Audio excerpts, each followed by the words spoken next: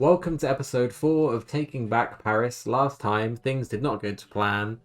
I would say we choked, and I'm still triggered about it. But before we get into all of that, if you enjoy my content, please give it a like and subscribe if you are new. We upload videos every Monday, Wednesday, and Friday. So if you're looking for some good, consistent content, I'm your guy. It'll be nice to have you. Please join us. But let's get into this whole mess from last season. So you saw us lose in the playoff final very convincingly. I was very mad. I said there'd be a massive overhaul of this club in the summer.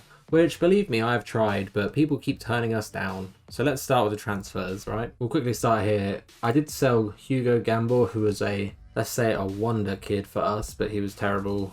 Look at his stats, you know, red. So I'll take the 71k. And Andy Pembele for about 150k overall, plus there was a sell-on fee, I'm pretty sure. Like, he's alright, but he's nothing special. Plus, he probably was never going to get into our team, so I just took the money. But in terms of trying to get people in, like I said, I have tried and I have failed on many a player to get them in. But the players that we have managed to bring in are three midfielders and they're all pretty good. So Bichou, I'll start with.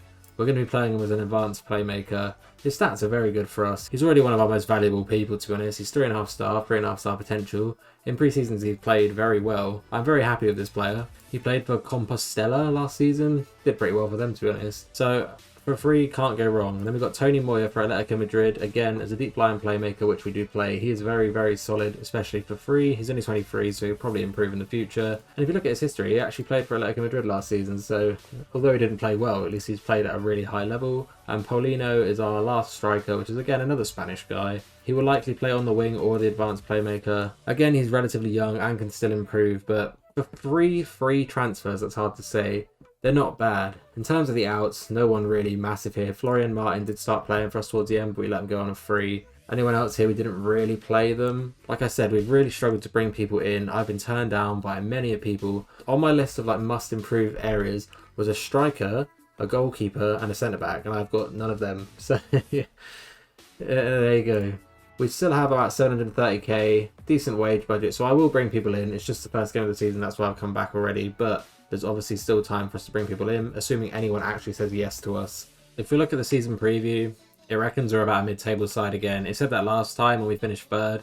I will be absolutely triggered, beyond belief, if I do not go up this season. I want to finish first, bare minimum second. I don't want this playoff stuff. You saw my team just choke in playoffs. I do feel a bit more comfortable with the team this year, but I'll get into that in a minute. But again, we are finishing first, if not second. Hold me to that. If we look here at the general bit of the media prediction here, because this is more reliable and doesn't actually change, thinks we'll finish 14th. So we're going to have to overachieve in their eyes to go up. Oh, something I didn't say on the transfers. I did renew Reece Williams' loan, so I'm only paying him £300 a week, and it was a free loan. And as you can see here, he's one of our better players.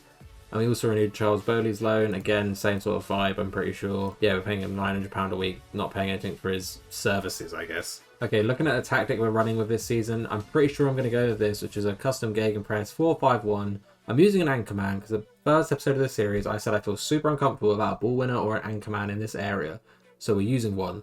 I tried it, didn't work. Ousmane Kamara, it's come up from our youth team.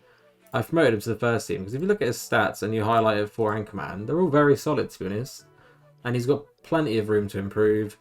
What's his one con? Has work to do in the heading department. Other than not being able to head the ball, apparently, he's pretty good. This is basically what we're going to be playing. Still with the ball playing defenders, still wanting the overlaps, but I want this guy just to sit here and not move. We got counter-attacked way too many times, or these two defenders, whoever will be playing in these roles, would just completely lose the ball. So if that's the case, ideally Kamara's there, or Camera. Then we've got deep line playmaker, advanced playmaker, the inverted wingers, and an advanced forward. One thing I am concerned about is the complete lack of goals that we had last season, because that's something we really struggled with, and I literally can't bring in a striker to save my life. Everyone says no. However, if you look at Lopez, who played on the wing for us last season and probably still will, in pre-season I've been playing him up front. I know his advanced forward stats don't look great, right? But if we just have a quick look here, I know it's pre-season, doesn't mean much, but in 5 games he had 10 goals. So if he can even remotely do half of that in the season, at least I can have some sort of goals here while I figure out who is actually going to be my striker. I do think we have way more bench depth this year as well, which is good. Like, Cyril Manduki is one of our best players and he doesn't even get in today's team. This is the team I'm playing for today. Maybe he will over time. I might retrain Manduki and Name, or Name, whatever you want to say his name is. Pardon the pun. As centre-backs, because then they'd fit in a lot easier and I need a centre-back, but we'll see. I do think the gegenpress is going to be better for us. Like, I've tried vertical tiki-taka, but sometimes it just wasn't enough in terms of getting the ball back. They just struggled. So hopefully gegenpress fixes that. In the preseason, it's gone very well, but I also schedule really easy preseason games, so that's probably why. The last thing I want to show you before we play the games, if we look at Genk, I just like to keep a little stalky eye on them. Last season they finished 7th, and I said, was it a fluke that I did well with them? Clearly not, because they suck, which isn't nice to see, but I'm going to keep an eye on Genk over this series. Maybe I'll give you an update every now and then, but just for me, I like to keep an eye on that stuff. For today's game, we are playing FC Metz away, who literally got relegated last season. Ideally, I would have a nice easy home game to start with, but it turns out we're having a really challenging away game. But I guess we'll see the issues with my squad, if there are any. Let's hope there isn't. I also really want to get a new goalkeeper, because I've got Didier Desprez in goal at the minute, and I play sweeper keeper defend, and the first touch free, rushing out 5, probably are going to shoot me in the foot, you know, but he's playing for now because I don't have a choice. Oh, and the last thing to say, so we're still clearly getting hit by this stupid injury bug that we always have. I fired all of my physios because I was triggered, but clearly Gaetan Laura has been injured, Doughty, Warren Caddy, who never plays, Gil Valgui are all injured, and then Hannon's suspended because he got sent off in the last game of the season because he's a dickhead. Oh, my backup goalkeeper's a youth goalkeeper because, again, no depth in my squad. Okay, we do have depth, actually, it's a complete lie. We just don't have depth at goalkeeper, and I need a goalkeeper. Ideally, Didier Desprez is my backup goalkeeper. But that's enough talking. I really hope we get off to a good start and a good winning start, because I'm getting promoted this season. Say it with me. We'll speak it into existence. We're getting promoted. This is already longer than I wanted to be in Liga 2, so let's hope we start off with a win. FC Metz are pretty much the favourite to go up. I'm pretty sure the favourite to go up first, if not second. Let's not concede straight away. That gives me anxiety when he jumps out like that, but it's fine. My little Spanish edition should actually help us quite a lot in midfield. Go on, what a finish. That's offside, probably. It isn't. Gakpo, my boy! Great start. My Spanish additions, those 3 that I brought in, will actually help us loads, because now I'm playing a formation where we need to rely on passing, and all of the team can actually pass the ball. Like, we weren't getting that last season. Good ball from Paulino. Good finish by Gakpo. Genuinely surprised that wasn't offside. We do have a tendency from last year just to throw games away. I'm pretty sure we were winning 2-0 on one of the games. I can't remember. I'm still trying to block it out mentally. No, good old Gal Kakuta's in this league. Chelsea throwback from back in the day. Okay, one of them has a knock, but let's just ignore it for now. Go on, Moya. Good ping. Lopez, I told you, he actually scores goals. He has 10 finishing. Not sure if I mentioned that bit. He has 10 finishing, but we need goals this year. We need reliable goals. And in pre-season, he was ridiculously good for someone that can't finish statistically. Good little ball in by Moya. Good goal by Lopez. 2 assists from my new additions as well. I do have more faith in this team for now. I reserve the right to take that back and say I hate them. Go on, have a finish, Paulino. See, look, we look lively. This is nice. We're actually playing well. Okay, at half-time, we are dominating them completely. This is good. I didn't actually expect this, because they are supposedly quite good if they're in Liga 1 last year, but the possession's good, the shots are good. Let's say I'm delighted with your performance. And then, who was injured? Paulino, who's actually playing really well. We'll bring on Charles Bowley. See, that's actually a good substitution. Like, Charles Bowley's a decent player. So if I have that quality coming off the bench, hopefully that spells good for us going forward. Pretty sure that's not a saying, but I said it. Ignore my hair, by the way. It's super long. Lockdown, I know. Run, Lopez. Thank you. Finish. You know what? I'll take it. We're looking lively. We're actually looking good on the counter-attack and not just sitting back and conceding like we did last year.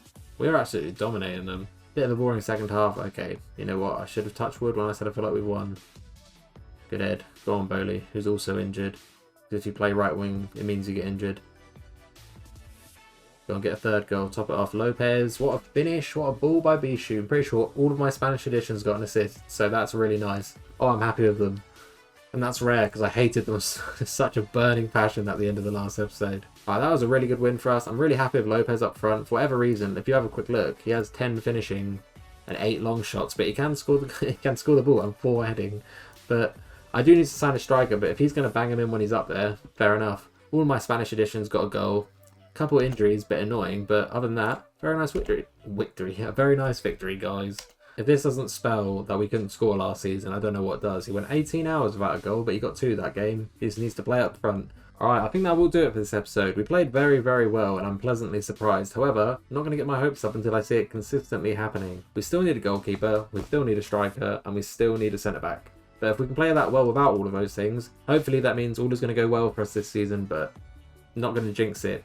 Last season, at halfway, I thought we were in a really strong position and we completely fell off a cliff, so let's hope that doesn't happen again. But that will do it for this episode. If you enjoyed it, please give it a like and subscribe if you're new. Like I said at the beginning, I upload videos every Monday, Wednesday and Friday, so there'll be another video in a few days. Thanks a lot for stopping by, and thanks for watching, and I'll see you next time. Goodbye. Imi.